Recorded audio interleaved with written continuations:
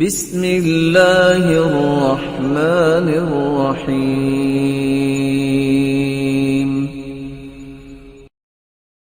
رسول اللہ صلی اللہ علیہ وآلہ وسلم کے صحابہ، ان میں سے ہر ایک اس قدر عظیم ہے جن کا تذکرہ تورات میں بھی آیا ہو، انجیل میں بھی آیا ہو، قرآن میں بھی آیا ہو، وہ بھلا معمولی ہستیاں ہو سکتی ہیں؟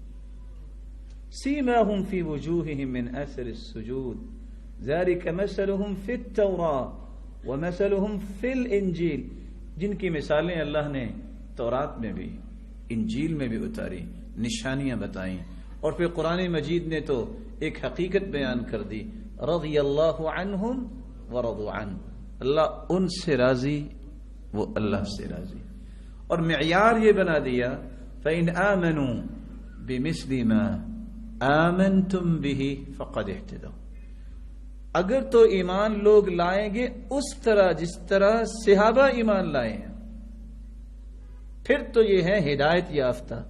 فإن تولوا، اور اگر انہوں نے منہ پھیر لیا، فإنما هم فی شقاق، پھر یہ پوری زندگی جھگڑے میں رہیں گے۔ پھر رسول اکرم صلی اللہ علیہ وآلہ وسلم کی صحبت میں رہنے والوں کا کسی کو ایمان پسند نہیں ہے، میرے مالک کو اس کا ایمان کیسے پسند آئے؟ پہلی وحی سے لے کر آخری وحی تک 114 سورتوں کے پہلے مخاطب کون تھے؟ یہی صحابہ ہی تو تھے۔ یہ سارے کے سارے احکامات اللہ نے اتارے تو سب سے پہلے کنہوں نے سنے؟ ان صحابہ کرام نے سنے۔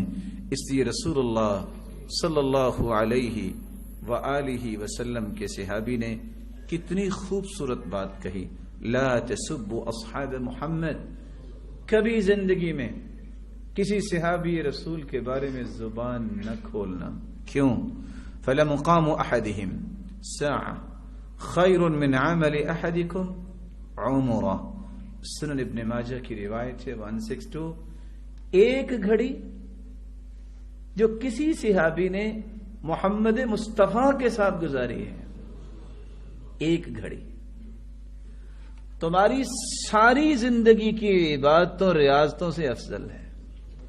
اور دوسری روایت کے الفاظ یہ ہیں، سنن ابی داود کی روایت ہے 4650، وَلَوْ عُمِّرَ عُمَرَ نوح، کسی کو نوح علیہ السلام کی زندگی دے دی جائے اور وہ ساری زندگی عبادت و ریاضت میں گزارے، صحابہ کرام کی ایک گھڑی کا مقابلہ نہیں کر سکتے جو اللہ کے رسول کے ساتھ گزری ہے۔ اس لیے تو رسول اللہ صلی اللہ علیہ وآلہ وسلم کے صحابی براء ابن عازب رضی اللہ تعالیٰ عنہ کہا کرتے تھے، والذی نفسی بیدی لموقف احدہم ساعة مع رسول اللہ صلی اللہ علیہ وسلم خیر من الدنیا وما فیہا، جو کچھ دنیا میں ہے اور دنیا وما فیہا سے بہتر ایک گھڑی ہے جو صحابہ کرام نے رسول اللہ صلی اللہ علیہ وسلم کے ساتھ گزاری ہے۔ اللہ عز و جلال ان ہستیوں کا ساتھ ہمیں نصیب فرمائے۔ یا ایھا الانسان ما غرک بربک الکریم